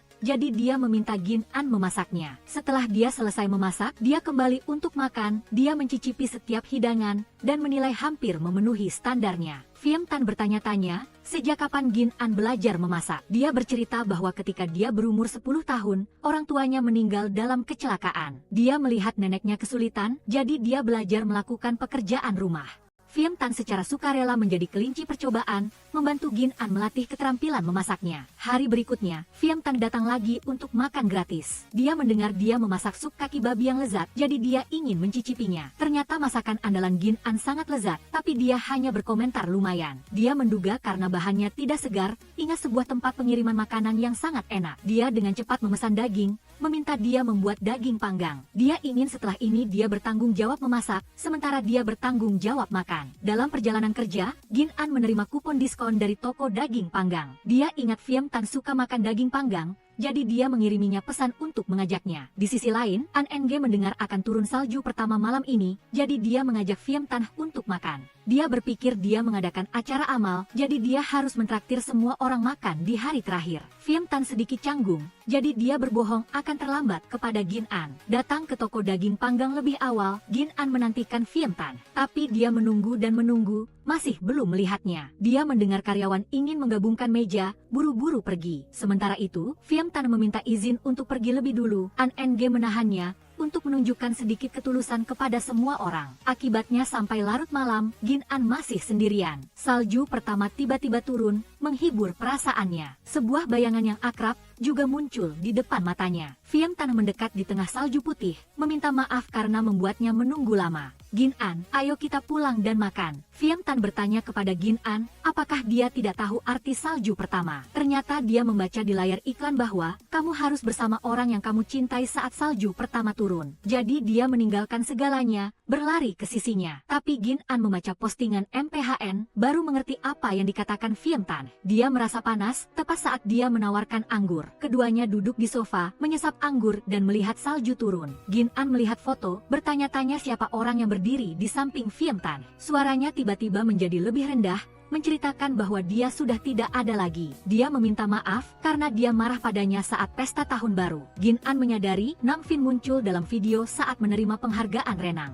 Phiem Tan ingat Nam Phin tumbuh bersamanya, lalu tenggelam karena dia. Hari itu ombak besar, Nam Phin ingin kembali, tapi Phiem Tan terus pergi ke laut. Mereka menyelam jauh ke dasar laut, lalu berpisah untuk melihat pemandangan indah. Sebuah insiden tak terduga terjadi, Nam Phin menemukan tabung oksigennya kosong, pelampungnya juga bermasalah. Phiem Tan melihat temannya berjuang, lalu berenang ke tempat Nam Phin. Dia berencana memberikan tabung oksigen kepadanya, tak disangka miliknya juga kosong. Dia mencoba sekuat tenaga menarik Nam Phin ke atas, tapi tiba-tiba jatuh ke dalam kondisi kekurangan oksigen. An Eng datang tepat waktu, memberikan tabung oksigen satu-satunya kepada Phiem Tan. Dia ingin menyelamatkan temannya, tapi seluruh tubuhnya kehilangan kekuatan. Dia hanya bisa melihat Nam Phin perlahan-lahan tenggelam ke dasar laut. Mendengar bel pintu, Gin An terkejut dan terbangun. Dia melihat Phiem Tan sedang memegangi kakinya, buru-buru berlari keluar untuk melihat siapa yang datang. Dia melihat MPHN dan juga bersembunyi bersama Phiem Tan di dapur. Dia tidak bersembunyi karena dia tidak merasa malu. Di luar, Vien Sam ingat Phiem Tan menyembunyikan kunci kamar di pot bunga. MPHN menerobos masuk tepat saat Gin An jatuh ke pelukan Phiem Tan. Gin An berusaha keras untuk menjelaskan, tapi Phiem Tan mengatakan situasinya seperti yang baru saja mereka lihat. Saat mengunjungi Gin An Eng bertanya apakah dia bertemu Phiem Tan. Gin An berkata, dia berada di rumah bibi kecilnya. Dia telah mendengar Phiem Tan bercerita tentang Nam Phin, yang sangat berbeda dari cerita seniornya. Eng meminta maaf, karena dia tidak menyangka Phiem Tan masih terhantui seperti itu. Melihat Phiem Tan membawa koper, Gin An mengira dia ingin tinggal bersamanya. Phiem Tan memberitahu bahwa dia harus berpartisipasi dalam acara relawan di Hangzhou. jadi dia tidak akan datang untuk makan lagi. Dia membeli beberapa bahan makanan, cukup untuk dia makan sampai dia kembali. Menerima permintaan Phiem Tan, Hulin datang mengunjungi Gin An. Dia bertanya-tanya kapan bibi kecil Phiem Tan akan kembali. Hulin memohon agar dia tidak kembali, karena itu adalah mimpi buruk dalam hidupnya. Hulin baru saja menyebutkannya dan dia sudah tercekik. Dia merasa merinding dan tidak menyangka dia benar-benar kembali. Bibi kecil Phiem Tan bernama Che Hasan menggerogoti setiap kata Hulin. Dia mencekik lehernya, bertanya siapa Gin An. Hulin buru-buru bersembunyi di balik kursi, memperkenalkan Gin An sebagai teman Phiem Tan. Dia meminta izin untuk pergi lebih dulu. Dia menyuruh Gin An untuk berhati-hati. Che Hasan menekan Gin An ke dinding, bertanya tentang hubungannya dengan keponakannya. Gin An meminta izin untuk kembali ke kamar, untuk segera berkemas dan pergi. Sementara itu, kepala desa menelepon Phiem Tan. Dia memberitahu bahwa nenek Gin An telah dirawat di rumah sakit, tetapi dia tidak bisa menghubunginya. Phiem Tan meminta An Ng untuk memimpin tim sukarelawan, sementara dia pergi ke rumah sakit untuk mengunjungi nenek Gin An. Selama waktu itu, Gin An meminjam pengisi daya dari orang asing. Dia membaca pesan dari Phiem Tan, baru tahu kalau neneknya pingsan. Dia berlari ke rumah sakit, mendengar Phiem Tan mengatakan bahwa neneknya tidak dalam bahaya. Dokter melaporkan bahwa operasinya sangat sukses, tetapi perlu dipantau selama beberapa hari lagi. Kembali ke kamar pasien, perawat memanggil anggota keluarga untuk membayar tagihan rumah sakit. Phiem Tan menyuruh Gin An untuk tetap tinggal, karena neneknya yang sadar ingin melihatnya pertama kali. Suster memuji pacar Gin An, tampan dan perhatian. Dia menunggu Phiem Tan kembali, lalu mentransfer uang untuk membayarnya. Saat neneknya sadar, dia memberitahu cucunya untuk tidak khawatir. Dia khawatir malam tahun baru ini masih merepotkan Phiem Tan. Gin An berjanji akan menyuruhnya kembali, dan dia akan merayakan tahun baru bersama nenek. Setelah neneknya tertidur, Phiem Tan memanggil Gin An keluar. Dia membawanya ke tepi sungai untuk melihat kembang api tahun baru. Han Phiem Tan, terima kasih. Saat ini, Gin An menyingkirkan semua kekhawatiran dan dengan gembira menyambut tahun baru bersama Phiem Tan. Di semester baru, Phiem Tan mengantar bibi bungsunya ke asrama. Dia menelepon MPHN untuk membantunya membawakan handuk. Phiem Tan belum sempat menenangkan diri. Terus-menerus didesak oleh Gin An. Dia hanya bisa memejamkan mata dan memberikan handuk padanya. Gin An berkata bahwa neneknya menyuruhnya untuk bersikap baik pada Phiem Tan, tetapi dia tidak tahu apa lagi yang kurang dari dia. Saat bertemu Phiem Tan, Gin An bertanya tentang kriteria evaluasi klub. Dia ingat sekolah mengevaluasi berdasarkan penghargaan dan kemampuan anggota. Klub dengan nilai buruk tidak akan mendapatkan pendanaan. Jika peringkatnya di bawah selama periode yang panjang, mereka akan dibubarkan. Kembali ke klub, Gin An mendesak anggota untuk berlatih. Che Hasan datang tiba-tiba, meminta untuk bergabung dengan klub untuk mendapatkan poin. Dia pernah menjadi juara pendakian tebing buatan internasional, juara kejuaraan pendakian tebing remaja AS. Medali emas kategori putri maju nasional. Gin An gembira menyambut dewa untuk menyelamatkan klub. Tetapi Che Hasan mengkritik ruangan yang amatir dan peralatan yang usang. Kembali ke asrama, Gin An kembali bertemu Che Hasan. Dia berharap Che Hasan akan mengajukan kembali formulir pendaftaran agar klub mendapatkan lebih banyak pendanaan. Che Hasan memberi Gin An kesempatan untuk bertanding dengannya. Jika dia kalah, dia akan mendengarkan ketua klub. Di klub panjat tebing, Che Hasan melihat Gin An berlatih hingga larut malam. Dia yakin akan menang karena lawannya terlalu cupu. Phiem Tan mengakui kesalahannya karena dia sendiri yang membawa Gin An ke rumah bibinya. Che Hasan bersikap profesional dan tidak ingin membuang-buang waktu di klub yang tidak profesional. Phiem Tan ingat Gin An baru berlatih panjat tebing beberapa bulan, tetapi kemajuannya sangat besar. Jika dia tidak cukup kompeten untuk memimpin klub, dia tidak akan mengembalikan tempat itu. Pada hari pertandingan, semua orang menyemangati Gin An. Che Hasan berharap ketuanya tidak terlalu jauh tertinggal. Pertandingan dimulai, keduanya berusaha keras untuk memanjat. Che Hasan memang pantas disebut juara panjat tebing buatan, melangkah dengan sangat cepat dan mantap. Tetapi usaha Gin An tidak biasa, dia masih bisa mengimbangi lawannya. Dia tiba-tiba tergelincir, membuat semua orang tegang. Phiem Tan yang sibuk rapat menonton pertandingan melalui telepon. Dia melihat dia terluka dan bergegas kembali ke klub. Che Hasan berhenti karena ketabahan Gin An. Keduanya mencapai garis akhir pada saat yang sama, membuat semua orang bersorak. Che Hasan setuju untuk bergabung dengan klub panjat tebing. Gin An berharap Che Hasan bisa menjadi pelatih untuk semua orang. Che Hasan mengkritik cara bicara Gin An yang kuno, tetapi mengingatkan para anggota untuk mulai berlatih besok pagi. Di klub, Phiem Tan menggendong Gin An ke ruang medis. Dia membuat bibi bungsunya mengincar Gin An, jadi dia harus bertanggung jawab padanya. Melihat Phiem Tan dengan hati-hati mengoleskan obat padanya, Sudut bibir Gin An tanpa sadar melengkung ke atas. Dia menatap setiap garis di wajahnya. Dia tiba-tiba merasa sakit dan menyalahkan dia karena tidak hati-hati. Fiam Tan mengingatkan Gin An bahwa neneknya menyuruhnya untuk memperlakukan dia dengan baik. Dia bertanya-tanya, apakah orang yang membawa handuk itu dia? Fiam Tan menjelaskan, saya mengangkat koper untuk bibi bungsu. Dia menyuruhnya duduk diam agar dia bisa mengoleskan obat. Keesokan harinya, Che Hasan mengira semua orang tidak berlatih.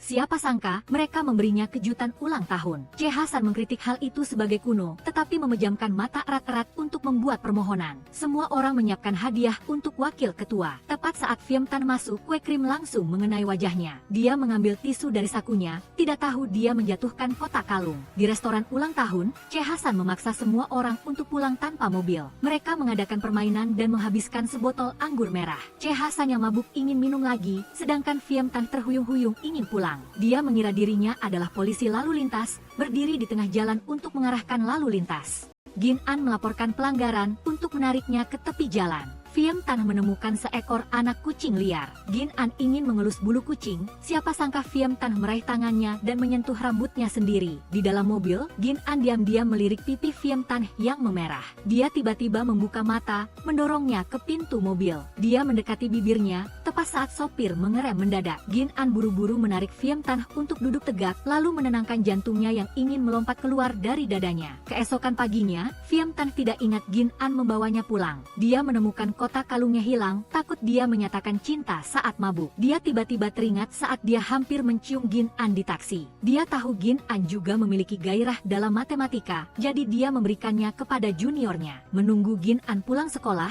Fiam Tan melihatnya mengenakan kalung itu. Dia bertanya apakah dia melakukan sesuatu yang istimewa tadi malam. Apakah dia setuju? Gin An teringat saat dia menyentuh rambutnya, dan dengan malu-malu mengangguk. Fiam Tan berpikir dia berhasil menyatakan cintanya dan segera menggendong tasnya untuk mengajak pacarnya makan siang. Saat mengantri, Fiam Tan ingin menggenggam tangan Gin An. Dia menatapnya dengan puas, tepat saat Gin An mengangkat kedua tangannya ke wajahnya. Dia terkejut dan menarik tangannya, meminta maaf karena salah memegang orang. Sebelum pulang, Fiam Tan mengumpulkan semua keberaniannya dan menarik tangan pacarnya. Tepat saat Che Hasan menelepon untuk berterima kasih kepada keponakannya, memberi kalung dan membelikan tas untuk bibi. Dia tidak suka matematika, jadi dia memberikan kalung itu kepada Gin An. Fiam Tan tahu dia salah paham. Dengan malu-malu menarik Gin An ke atas ke kamarnya. Menyelinap ke klub panjat tebing, Hulin membuka loker Che Hasan untuk membuang set kartu yang dicetak dengan foto-foto masa kecilnya. Dia menghela napas lega, karena mulai sekarang dia tidak perlu takut padanya lagi. Siapa sangka, orang yang mengambil foto diam-diam mengira Hulin mencuri pakaian dalam lagi. Tepat saat Che Hasan masuk, dia menuduh Hulin sebagai orang mesum. Dia meminta dia untuk berpura-pura menjadi pacarnya, agar berita itu tidak menyebar di internet. Che Hasan memaksanya mulai sekarang untuk selalu menuruti keinginannya. Mengetahui serikat mahasiswa mengadakan acara perjodohan, Che Hasan ingin mencarikan pacar untuk Gin An. Di sisi ini,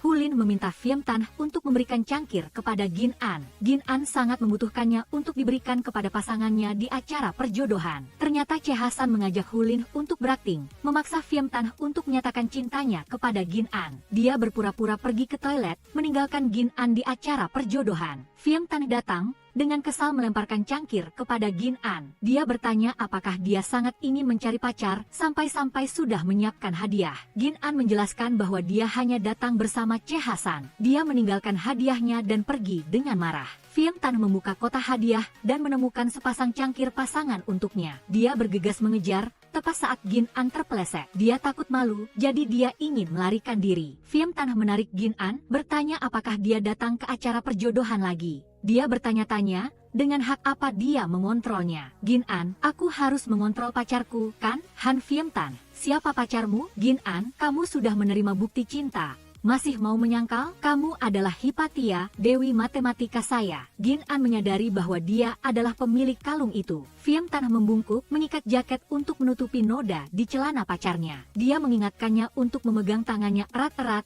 agar tidak jatuh lagi. Keduanya berjalan bergandengan tangan dalam angin sejuk, setiap langkah seperti detak jantung yang selaras.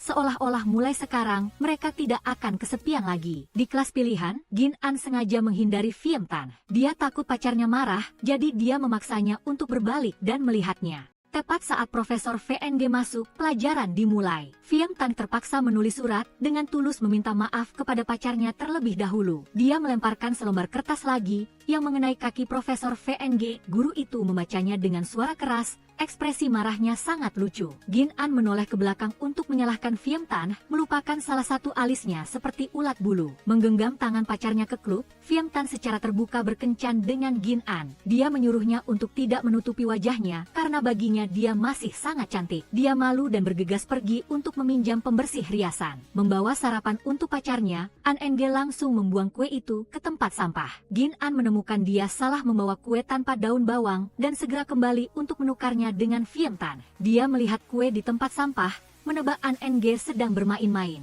Saat bertemu An Enge di halaman sekolah, Gin An bertanya langsung, "Mengapa kamu membuang kue ke tempat sampah?" Dia pura-pura tidak mengerti dan mencari alasan untuk masuk kelas. Gin An mempertanyakan An Enge yang tahu Nam Fin telah meninggal, tetapi masih menyuruhnya membuka video untuk memprovokasi Fiam Tan. Dia ingin menceritakan semuanya kepada Fiam Tan agar dia tahu wajah munafik An Enge di kolam renang. An Enge sengaja tenggelam. Di sisi lain, Gin An membuat janji bertemu dengan Fiam Tan. Tepat pada saat itu, dia menerima berita bahwa An Enge tenggelam. Di rumah sakit, An Enge meminta THT untuk mengambilkan obat dari tasnya. Fiam Tan baru saja tiba dan menemukan temannya meminum obat antidepresan. Dokter melihat obat itu dan menebak bahwa pasien pernah mengalami trauma yang sangat besar, menyarankan teman-temannya untuk tidak memprovokasi dia. An Enge meminta maaf karena menyembunyikan semuanya dari semua orang, tetapi sejak kepergian Nam Fin, dia tidak bisa tidur nyenyak di malam hari. Dia menyelamatkan Fiam Tan, jadi dia hanya bisa melihat Nam Fin tenggelam ke dasar laut. Fiam Tan menerima semua kesalahan karena dia bersikeras untuk menyelam. Tepat saat Gin An menelepon, menanyakan kabar seniornya, Fiam Tan memberitahu bahwa An Enge sudah sadar dan dia akan kembali menemuinya sebentar lagi. An Enge berpura-pura kesakitan untuk menahan Fiam Tan agar tetap tinggal. Setelah keluar dari rumah sakit, kondisi mental An Enge semakin memburuk. Dia bahkan tidak ingat dia baru saja menelepon Fiam Tan. Dia sedikit frustrasi, jadi dia merobek-robek buku musiknya. Fiam Tan tidak merasa aman meninggalkan temannya sendirian,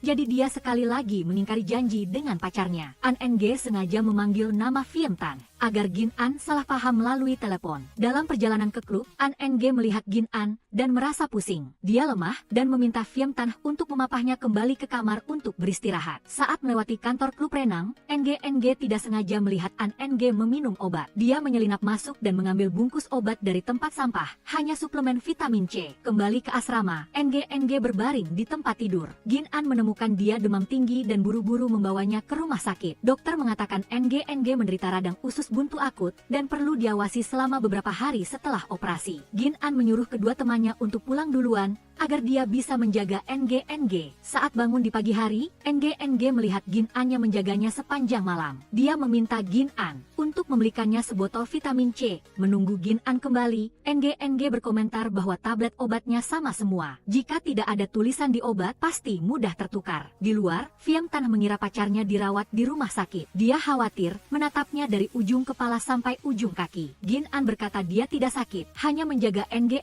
yang radang usus buntu. Dia bertanya-tanya, apakah dia sangat takut dia sakit. Fiam Tan mengakui dia adalah pacar yang sempurna. Gin An mengkritiknya narsis, padahal mereka jarang bertemu. Fiam Tan membujuk pacarnya, tepat saat An Enge menelepon. Dia bilang dia sedikit lelah dan memintanya kembali ke klub renang. Gin An ingin pergi dengan pacarnya, bertanya apakah seniornya tidak sehat. An Enge sedikit pusing. Terus-menerus teringat bahwa dia belum minum obat. Gin An menemukan bahwa obat seniornya memiliki tulisan yang persis sama dengan vitamin C milik Enge. An Enge menjatuhkan cangkirnya dan sengaja membuat tangannya berdarah. Gin An tidak ingin melihat pacarnya bersikap perhatian pada wanita lain, jadi dia meminta izin untuk pulang lebih dulu. Tepat pada saat itu, THT masuk untuk melaporkan bahwa dia baru saja terhubung dengan seorang psikolog asing. Dia membutuhkan hasil evaluasi psikologis An Enge sebelumnya untuk membuat rencana perawatan. An Enge berkata dia lupa di suatu tempat dan juga tidak perlu perawatan. Saat bertemu An Enge, Che Hasan menanyakan kabarnya. An Enge sedikit terkejut karena Che Hasan tiba-tiba peduli padanya. Che Hasan ingat An Enge sering datang ke sini, jadi dia meminta temannya untuk membuatkan minuman.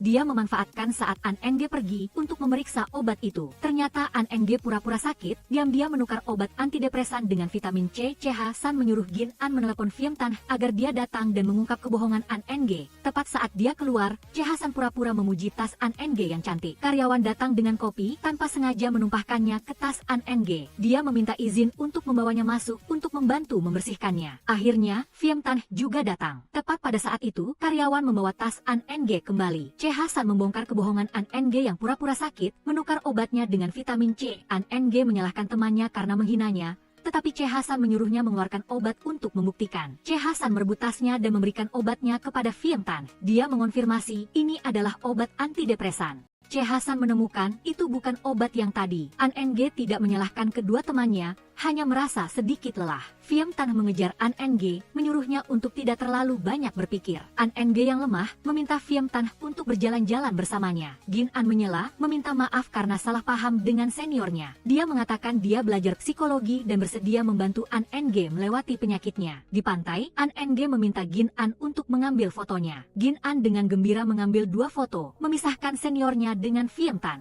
Dia menyuruh An Enge untuk mengambilkan 1 foto bersama pacarnya. Dia melompat ke punggungnya agar mereka tidak bisa dipisahkan. Berada di antara pacar dan teman baik, Phiem Tan sedikit tegang. An Enge memintanya untuk membukakan sebotol air. Gin An dengan cepat melayani, tidak perlu seniornya berterima kasih. An Enge ingin minum kaleng anggur di tangan Phiem Tan, tetapi Gin An menyarankan seniornya untuk tidak mengonsumsi stimulan. An Enge ingat tahun itu, dia juga pernah berkemah di pantai dengan Phiem Tan. Dia buru-buru menambahkan, saat itu juga ada Phiem Sam dan THT. An Enge masih menyimpan opera yang pernah dia nikmati bersama Phiem Tan. Gin An berpikir menonton tragedi mudah menyebabkan depresi. Dia membuka stand-up komedi, membantu seniornya menyembuhkan jiwanya. An Enge menyalahkan Gin An karena tidak tahu. Sejak kecil Phiem Tan sudah membenci stand-up komedi. Akhirnya, Phiem Tan juga menunggu THT. Dia meminta THT untuk merawat An Enge, lalu meminta izin untuk mengantar pacarnya pulang lebih dulu. THT menyarankan An Enge untuk melepaskan, jangan terus membuat kesalahan. Ternyata saat karyawan kafe membawa tasnya, dia sudah menemukan bahwa dia pura-pura sakit. Dia tidak ingin dia kehilangan muka, jadi dia menaruh obat antidepresan yang asli di dalamnya. Dia memberinya kesempatan untuk mengakui semuanya sendiri. Dalam perjalanan pulang, Gin An bertanya apakah pacarnya mempercayainya. Dia benar-benar melihat vitamin C di tas An Enge. Phiem Tan percaya bahwa dia tidak akan menuduh siapapun tanpa alasan. Setelah mengetahui putrinya depresi, ayah An Enge ingin membawanya ke luar negeri untuk berobat. An Enge berkata dia tidak sakit dan akan menjelaskan kepada ayahnya saat dia kembali. Dia tidak menyangka Phiem Tan berdiri tepat di belakangnya. An Enge, kamu berani menipuku? Cheha-san ingat sejak kecil hingga dewasa. An Enge selalu mencari cara untuk mengusir gadis-gadis yang mendekati Phiem Tan. Cheha-san memberitahu keponakannya bahwa An Enge yang memberikan video Namfin kepada Gin An. An Enge mengakui bahwa dia sangat menyukai Phiem Tan, itulah mengapa dia melakukannya. Dia menyatakan bahwa dia sudah punya pacar. Gin An melihat An Enge berkata dia menyukai Phiem Tan, tetapi selalu memanfaatkan masalah Namfin untuk menyakitinya. Itu bukan suka, melainkan kontrol buta. Mengumpulkan semua orang, Gin An ingin membantu Phiem Tan mengatasi trauma psikologisnya. Dia ingat dari buku bahwa pasien harus didorong untuk menghadapi masa lalu mereka. Hulin memiliki ide menarik Phiem Tan ke asrama wanita. Cheha-san berada di atas, memegang ember berisi air untuk disiram ke Phiem Tan. Siapa sangka dia ceroboh dan menabrak kursi, menuangkan semua air ke Hulin. Di hari kedua, Gin An mengajak Phiem Tan ke taman. Mereka menunggu air mancur menyala tiba-tiba untuk membantu Phiem Tan menghadapi masa lalunya. Tapi Phiem Tan ingin membeli bubble tea untuk pacarnya, jadi dia pindah dari lokasi air mancur. Gin An terpaksa berlari ke sana, menggunakan ciuman untuk menahannya. Tepat saat air mancur menyala, tetapi Phiem Tan sudah tenggelam dalam ciuman pertamanya. Bibir Gin An telah sepenuhnya menguasai akal dan hatinya. Setelah mendengar rencana teman-temannya, Phiem Tan mengklarifikasi bahwa dia hanya takut berenang. Berdiri di tengah air mancur tidak berbeda dengan mandi setiap hari. Hulin tidak menyerah, melanjutkan rencana ketiga. Dia membawa Phiem Tan ke sumber air panas, lalu berpura-pura tenggelam. Han Yansheng melihat kolam yang kedalamannya kurang dari 1 meter, lalu menyuruh menyuruh temannya untuk berhenti berakting. Jian dan menarik tangan pacarnya ke mata air panas, tetapi Han Yansheng tidak cukup berani. Dia sengaja menjatuhkan kalung, lalu memberi isyarat kepada Mi Fan. Seluruh kelompok mengerti dan dengan panik mencari. Han Yansheng melihat Jian dan terpeleset jatuh, dan dengan panik berlari ke air untuk membantunya. Dia mencari kalung itu dan akhirnya menemukannya. Jian dan memeluk Han Yansheng, tahu bahwa dia pasti bisa mengatasi trauma psikologisnya. Dia terus membiarkannya berendam di air, menariknya untuk berpartisipasi dalam kompetisi menahan napas. Jian dan mendengar Hou Ling bercerita bahwa di masa lalu, Han Yansheng bisa menahan napas selama 4 menit 20 detik. Semua orang percaya Han Yansheng pasti bisa melakukannya. Namun saat dia memulai tantangan, semua orang menahan napas. Semua orang bersorak saat Han Yansheng memecahkan rekor kompetisi. Sesampainya di rumah Nan Yuan, Han Yansheng dengan malu-malu menyapa ibu Nan Yuan. Dia memperkenalkan bahwa Jian dan adalah pacarnya. Dia meminta maaf karena bersikeras menyelam ke laut tahun itu. Ibu Nan Yuan tidak pernah menyalahkan Han Yansheng karena tidak ada yang menginginkan insiden itu terjadi. Dia mengatakan bahwa dia telah mengatasi rasa sakit kehilangan dan juga berharap Han Yansheng tidak dihantui lagi. Dia percaya Nan Yuan mencintai Han Yansheng dan pasti tidak ingin dia seperti ini. Tepat saat ayah Nan Yuan pulang dan menyapa Han Yansheng, dia juga memberitahu bahwa mereka akan pindah ke luar negeri. Han Yansheng membantu kedua orang tua itu mengemasi barang-barang dan terkejut melihat jam tangan yang dia berikan kepada Nan Yuan. Dia bercerita bahwa dia dan Nan Yuan tumbuh bersama. Mereka belajar bersama, menyukai renang, dan berlatih bersama untuk kompetisi tingkat kota. Tetapi Nan Yuan tiba-tiba mengalami cedera sendi paha, sehingga harus menyerahkan tempatnya kepada orang lain. Han Yansheng menebak bahwa Nan Yuan cedera saat mengajarinya gaya kupu-kupu. Dia tidak ingin ikut kompetisi lagi, agar bisa berlatih pemulihan bersama temannya. Nan Yuan meminta Han Yansheng untuk menepati janji, dan harus memenangkan kejuaraan. Han Yansheng telah berhasil melakukannya, dan mengangkat piala renang bersama Nan Yuan. Dia melihat foto lama, mengingat saat mengirim kartu pos ke kantor pos waktu bersama temannya. Ibu Nan Yuan memberitahu putranya telah menerima kartu dari kantor pos waktu. Han Yansheng membaca baris terakhir Nan Yuan, memutuskan untuk berpartisipasi dalam ujian relawan penyelamat bawah air untuk membantu temannya mewujudkan mimpinya. Karena Jian dan ingin menjadi relawan bersama pacarnya, Han Yansheng mengajarinya resusitasi jantung paru. Dia sedikit malu, meminta Han Yansheng menjadi korban tenggelam. Han Yansheng bangun setelah 30 kali kompresi dada dan korban tidak sadar, harus melakukan pernapasan buatan. Dia mengingatkannya untuk fokus, satu tangan mengangkat dagu dan satu tangan menutup hidung korban. Dia menutup matanya, mendesaknya untuk segera meniupkan udara kuat ke mulutnya. Teman-temannya datang pada saat yang salah dan dengan panik mundur. Jian dan menyalahkan pacarnya karena tidak mau menjelaskan, tetapi ditarik kuat ke dalam pelukannya.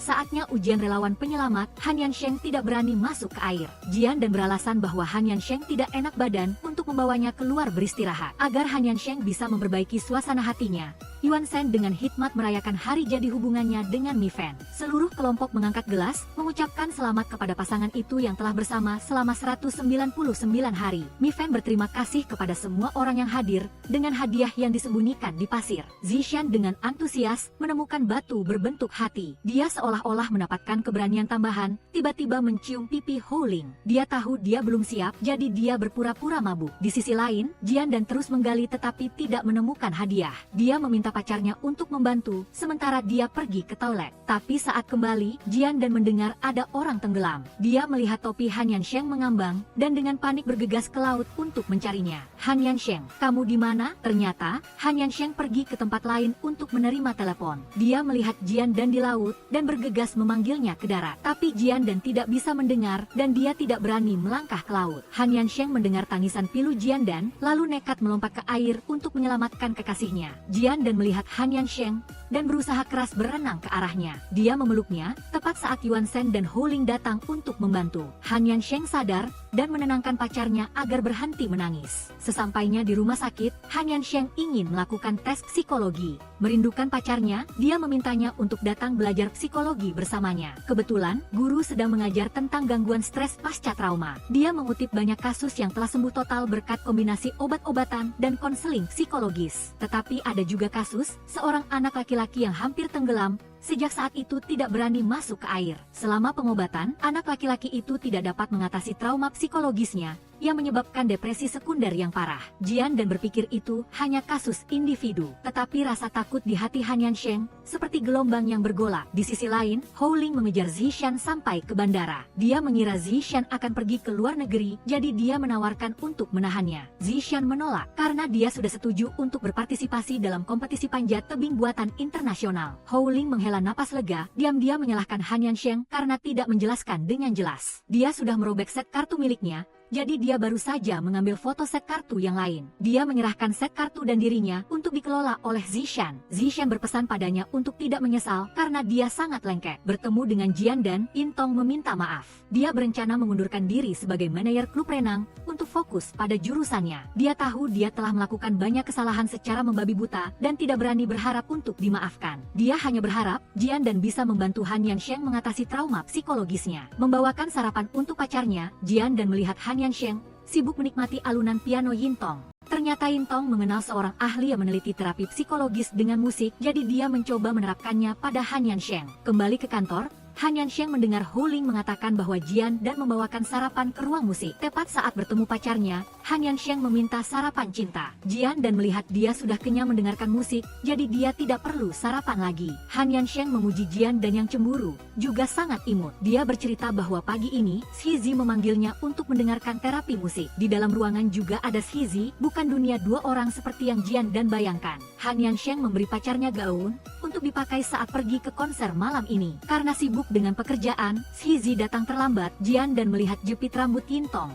lalu memberikan yang lain kepada seniornya. Di konser, Han Yansheng memakaikan jaket untuk pacarnya. Tepat saat Shizi tiba, dia duduk di samping Yintong. Suara musik yang merdu terdengar, membuat semua orang tenggelam dalam alunan musik. Keesokan harinya saat kontrol, dokter menilai kondisi psikologis Han Yansheng tidak optimis. Lelah kembali ke kantor, Han Yansheng melihat pena perekam di laci. Suara Jian dan terdengar, berpendapat bahwa dia tidak bisa menyembuhkan Han Yansheng. Dia ingin menyerah dan mengatakan kepadanya bahwa dia ingin putus. Sampai di klub panjat tebing, Han Yansheng melihat Jian dan sedang mencari perekam suara. Dia bertanya-tanya, apakah ini kata-kata tulusnya? Dia melihatnya mengangguk, lalu dengan kecewa pergi. Jian dan buru-buru mengambil perekam suara, lalu mengejar Han Yansheng. Dia berpura-pura sakit kaki untuk menariknya kembali. Tapi Han Yansheng berpesan padanya untuk tidak bertemu lagi untuk sementara waktu. Mengumpulkan semua orang, Jian dan tidak mengerti mengapa Han Yansheng marah tanpa alasan setelah mendengarkan rekaman itu. Itu hanya rekaman di mana dia memantau kondisi penyakitnya. Shizi menekan tombol putar, tetapi alatnya rusak sejak Han Yansheng menjatuhkannya ke tanah.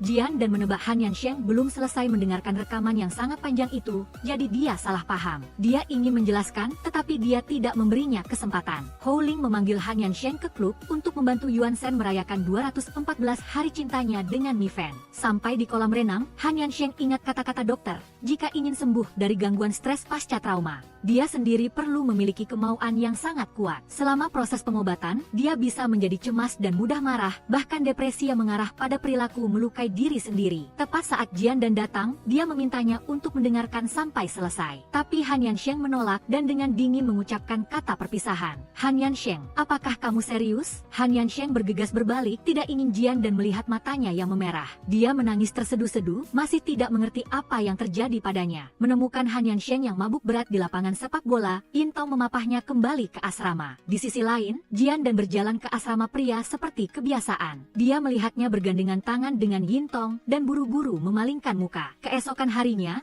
Han Yansheng mengemas barang-barangnya untuk pergi ke Sichuan untuk berpartisipasi dalam pelatihan untuk kompetisi matematika. Dia meminta Hou Ling untuk menggantikannya mengelola klub. Hou Ling menelepon Jian dan untuk memberitahu, tapi dia tidak tahu atas dasar apa dia harus bertemu Han Yansheng. Akhirnya, Shizi berhasil memperbaiki pena perekam Jian dan menemukan rekaman itu telah diedit. Dia ingat, dia masih menyimpan salinan aslinya di komputer. Di sisi lain, Han Yansheng terkejut saat mendengar nama Jian dan tepat saat menerima pesan darinya, dia buru-buru membukanya untuk didengarkan. Rekaman itu seperti buku harian, merekam suasana hati Jian dan saat memantau kondisi pacarnya. Dia senang saat dia mau bekerja sama, sakit hati saat dia kehilangan semua kepercayaan diri. Dia ingin membantunya, tetapi tidak tahu harus berbuat apa. Dia baru saja menonton film di mana pemeran utamanya juga menderita penyakit yang sama dengan Han Yansheng. Dia takut ditinggalkan oleh pacarnya, jadi dia ingin putus dengannya. Akhirnya, dengan bantuan profesor, dia berhasil mengatasi trauma psikologisnya. Dia berpikir dia harus menyerah pada metode saat ini dan membiarkannya berjalan secara alami. Karena dia tidak membutuhkan Han Yansheng untuk bisa berenang, dia hanya berharap dia selalu bahagia. Tapi Jian Dan, penyakitnya lebih serius dari yang kamu kira. Karena tidak bisa menghubungi Han Yansheng, Jian Dan takut dia belum membaca pesannya. Dia meminta Shizi untuk menanyakannya. Siapa sangka Han Yansheng sudah membacanya tetapi mengabaikannya. Dia kembali ke klub, menghabiskan seluruh energinya untuk sementara melupakan rasa sakit di hatinya. Dia menatap laut lepas tanpa daya dan akhirnya mengubur cinta pertamanya. Sampai di klub renang untuk mengambil stempel untuk Howling, Zishan menemukan hasil tes psikologi Han Yansheng. Jian Dan menyalahkan dirinya sendiri karena tidak peka, tidak menyadari Han Yansheng berada di ambang kehancuran. Dia dengan panik pergi ke laut, menggali untuk mencari kalung. Seorang gadis kecil menemukannya dan mengembalikannya kepada Jian Dan. Menyelinap ke sekolah pelatihan, Jian Dan berlari kemana-mana mencari Han Yansheng. Dia naik ke kursi dan akhirnya melihatnya. Dia terharu, diam-diam mengirimkan cintanya ke pintu kaca. Tepat saat dia ketahuan, dia memeluk kue dan lari. Di dalam, Han Yansheng melihat simbol penjumlahan di jendela. Dia memiliki firasat bahwa itu adalah Jian Dan, lalu dengan cepat menulis untuk berlari menemuinya. Han Yansheng. Dia berbalik, melihat senyum yang selalu dia rindukan. Dia berkata, "Aku sudah membaca hasil tes psikologimu, tapi kita masih punya banyak cara yang belum dicoba. Bagaimanapun, aku akan melindungimu. Han Yansheng, jangan sembunyikan apapun lagi dariku. Ya, selamat ulang tahun." Han Yansheng mendekat, perlahan membungkuk dan mencium bibir pacarnya. "Jian Dan, aku tidak akan menjauhimu lagi." Seluruh kelompok mengangkat gelas, mengucapkan selamat kepada pasangan yang kembali bersatu. Zishan bertanya-tanya, siapa yang mengedit rekaman itu? Han Yansheng sudah bertanya kepada banyak orang, tetapi tidak tahu siapa yang meletakkan pena perekam di laci. Jian Dan salah mengambil ponsel seniornya, menemukan ponsel itu ternoda pewarna. Bertemu Yintong secara pribadi, Jian Dan bertanya apakah dia mengambil pena perekamnya. Yintong menegaskan dia sudah menyerah pada Han Yansheng, jadi dia tidak perlu melakukan itu. Jian Dan memuji seniornya, yang telah menipu semua orang. Dia ingat hari dia meletakkan pena perekam di atas meja, masih banyak pewarna untuk mendekorasi ulang dinding di klub. Jian Dan berpikir meskipun Yintong melakukan apapun, dia tidak akan putus dengan Han Yansheng. Yintong mengakui karena dialah yang berada di sisi Han Yansheng sejak kecil. Han Yansheng menegaskan tanpa Jian Dan, dia juga tidak akan menyukai Yintong, karena dia selalu menganggapnya hanya sebagai teman. Shizi kecewa, karena dia tidak menyangka Yintong memanfaatkannya. Dia berpura-pura mendekatinya, agar semua orang mengira dia sudah menyerah pada Han Yansheng. Sampai di klub, Yintong memberitahu bahwa dia akan pergi ke luar negeri. Dia berharap Han Yansheng bisa mengatasi trauma psikologisnya, karena kepergian Nan Yuan belum tentu sepenuhnya salahnya. Saat itu, dia menyewa tabung oksigen, karena bosnya sibuk jadi Yintong memilih sendiri. Dia tidak menyangka, dia salah mengambil 2 tabung oksigen yang rusak. Dia menyimpan rahasia itu, agar Han Yansheng menanggung tanggung jawab bersamanya. Han Yansheng, aku minta maaf. Beberapa waktu kemudian, Han Yansheng kembali ke ujian relawan penyelamat. Tapi kali ini, dia telah mewujudkan impian Nan Yuan. Pada upacara kelulusan, Han Yansheng dengan bangga naik ke podium untuk berpidato. Dia melihat pacarnya berlari ke arahnya, lalu meminta izin untuk mengatakan beberapa patah kata lagi. Jian Dan, matematika pernah menjadi hal terindah di mataku. Tapi kemudian aku menyadari, aku hanya puas ketika bertemu denganmu. Kita pernah bertengkar, pernah berpisah, pernah menonton kembang api dan menjadi relawan bersama. Kamu bersamaku, melewati hari-hari tergelap. Kamu seperti cermin yang memantulkan, membuatku melihat kesombonganku. Kamu juga seperti sinar matahari yang menembus awan,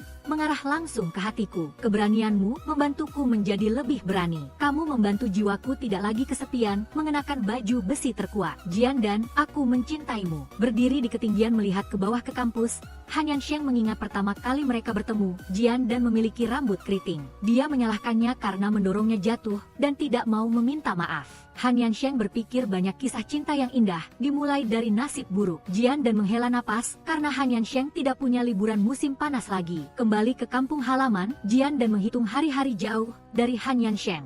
Dia pergi ke sungai untuk menangkap ikan, berharap bisa bertemu Han Yansheng. Jian Dan, sebuah panggilan sayang tiba-tiba terdengar. Han Yansheng melompat ke perahu, berenang menuju kekasihnya. Maka, perjalanan masa muda telah mencapai tujuannya. Semoga Jian Dan Han Yansheng selalu bahagia bersama.